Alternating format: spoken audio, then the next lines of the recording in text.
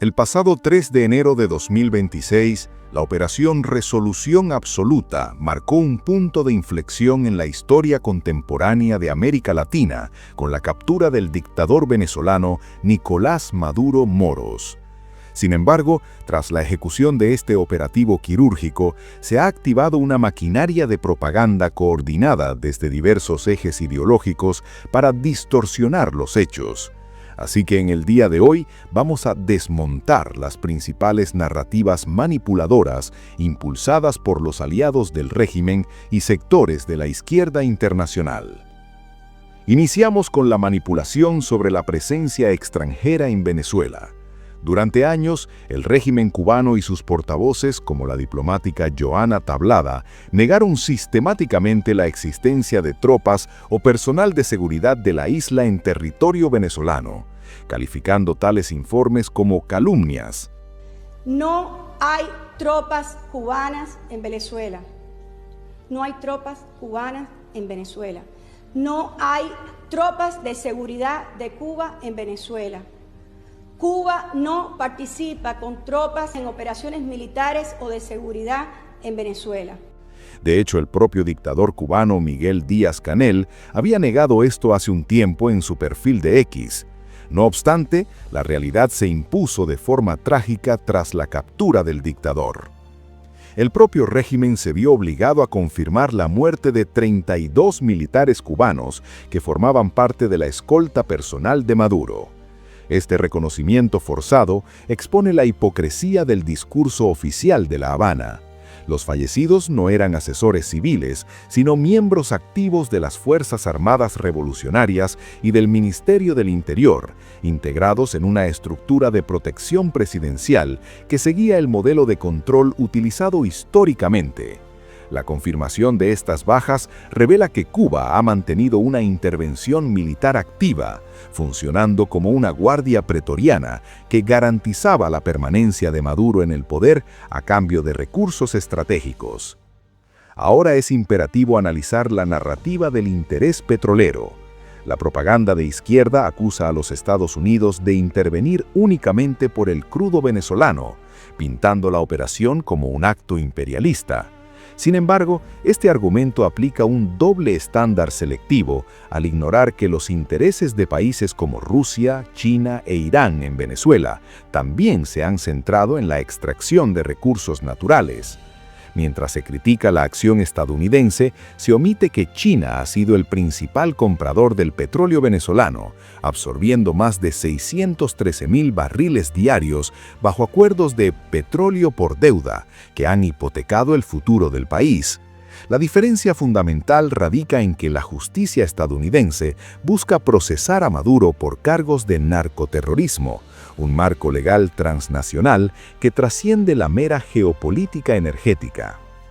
Para profundizar en este punto, debemos recordar la historia de la industria petrolera venezolana. Históricamente, fue la inversión y tecnología de los Estados Unidos la que construyó y explotó la infraestructura que convirtió a Venezuela en una potencia energética bajo acuerdos beneficiosos para la nación desde el año 1922.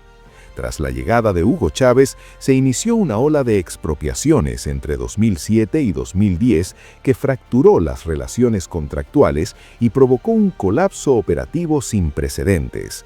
De una producción de 3.5 millones de barriles diarios en los años 90, la industria cayó a menos de 1 millón bajo la gestión de Maduro, acumulando deudas superiores a los 65,000 millones de dólares y desfalcos estimados en 40,000. Por lo tanto, un regreso de la participación estadounidense no representa un robo, sino la única vía viable para la reconstrucción de una industria devastada por la corrupción y la mala praxis, lo cual beneficiaría directamente a la estabilidad económica del pueblo venezolano. Otra manipulación recurrente es el repudio a la supuesta invasión estadounidense por parte de Cuba. Esta condena carece de autoridad moral, ya que Cuba ha ejecutado una invasión silenciosa en Venezuela durante décadas. Desde la era de Chávez, miles de agentes de inteligencia cubanos han controlado instituciones clave, desde registros notariales hasta la sala situacional de Miraflores. Informes de organismos internacionales confirman que el aparato de seguridad venezolano fue rediseñado integralmente por el G2 cubano para imponer vigilancia, miedo y represión contra la disidencia. Y es que no se puede denunciar una intervención puntual de rescate institucional mientras se ha sido un ocupante encubierto que ha dirigido los destinos políticos y militares de un país ajeno. Abordemos ahora el relato del caos. La propaganda afirma con frecuencia que la captura de Maduro convertirá a Venezuela en un nuevo Irak o Afganistán, vaticinando una destrucción prolongada. Esta comparación es técnicamente defectuosa. La inestabilidad en Oriente Medio se debe a profundas fracturas étnicas y religiosas que no existen en la sociedad venezolana, la cual es culturalmente homogénea. El precedente histórico correcto es Panamá en 1989. Tras la invasión para capturar al dictador Manuel Antonio Noriega, Panamá no solo se estabilizó rápidamente, sino que experimentó una recuperación económica extraordinaria.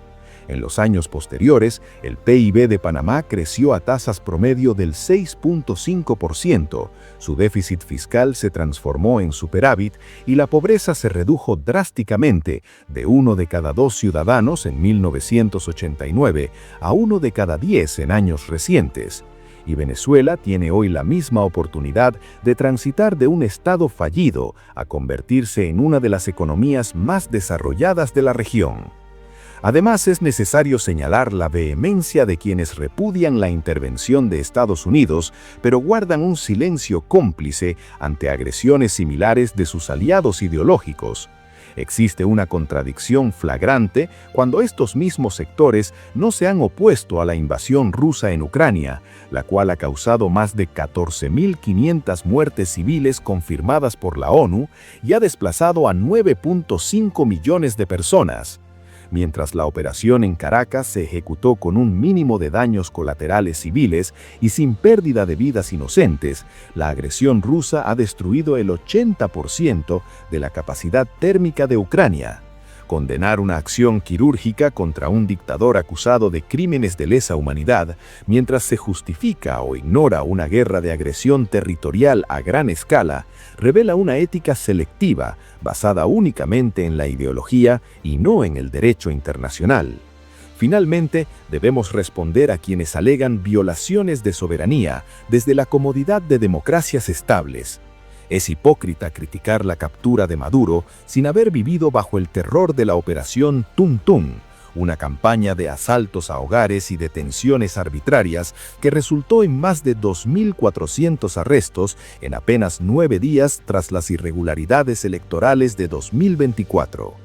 Para las millones de víctimas de tortura documentadas por la Organización de Estados Americanos, esta captura no es una violación de la soberanía, sino el fin de una impunidad que se sostenía mediante el uso sistemático de crímenes de lesa humanidad. Así que si no eres venezolano, si no has vivido una dictadura socialista, si no has experimentado el sufrimiento del pueblo venezolano o del cubano, así como la represión, el hambre y la falta de libertades, y aún así apoyas a Maduro, mejor quédate callado, porque no tienes ningún derecho moral para opinar.